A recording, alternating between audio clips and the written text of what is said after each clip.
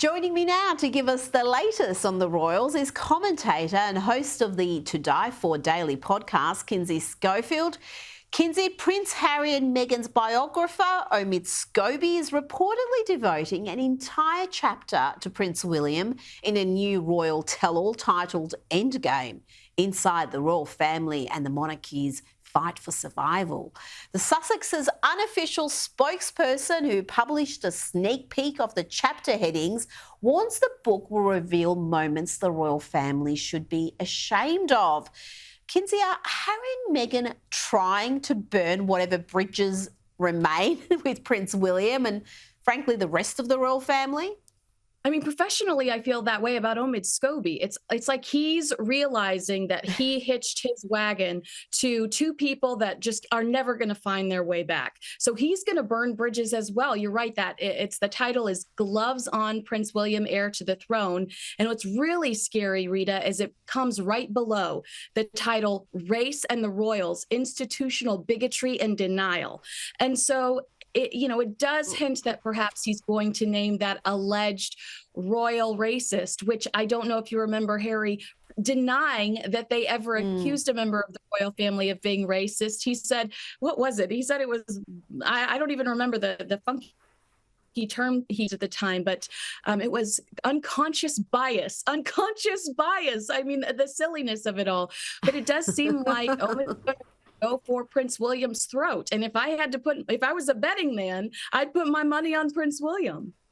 Well, they have handled this very well, and it is not an even fight, because one side can go and do all these podcasts and have their spokespeople and do these tell-alls, but the royals can't. They can't hit back. They can't say, well, actually, Meghan did this and then Harry did that, and this is why they've fallen out.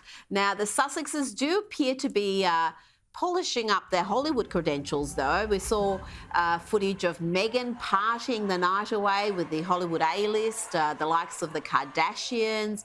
Lizzo was there, Katy Perry. This was at a Beyonce concert. This was a bit of a highlight, you would have to say, for Meghan, because this is the crowd she wants to be a part of. Rita, Meghan loves that headline, but is that a legitimate headline when we did see Jeff Bezos in the same space? We did see Kim Kardashian in the same space, but and all of those people taking photos, taking selfies, and Meghan gets a picture with Kelly Rowland.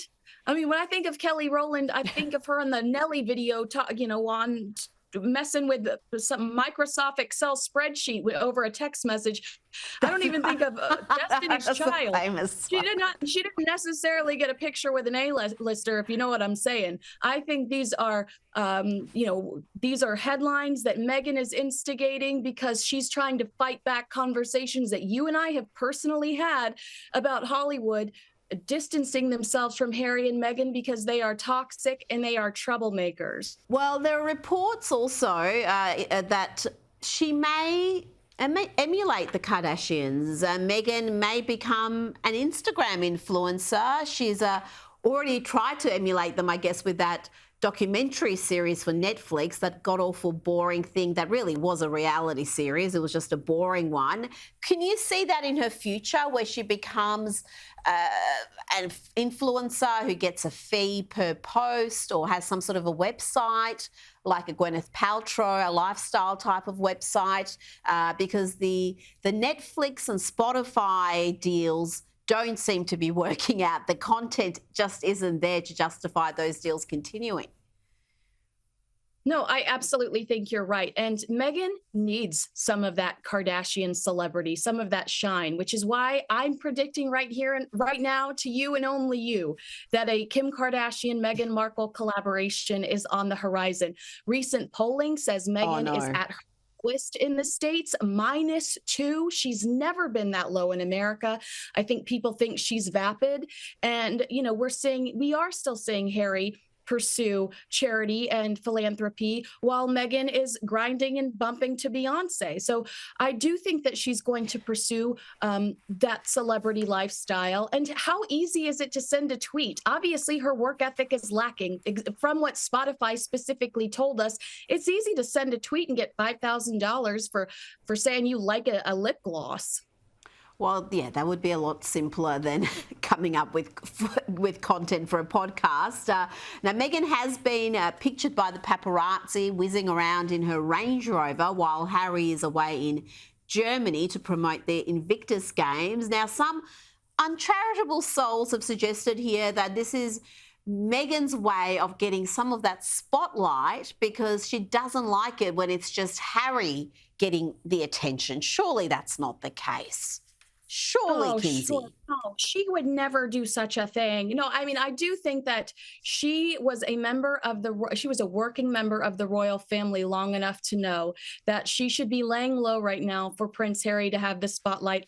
Rita, this is the only legitimate project that Prince Harry has, the Invictus Games, the only thing that from start to finish is considered a success that people admire. And to be like, yeah, I think I'm going to run through the In-N-Out drive-through and have someone conveniently take a picture of me from inside the restaurant to magically snap me in the drive-through window.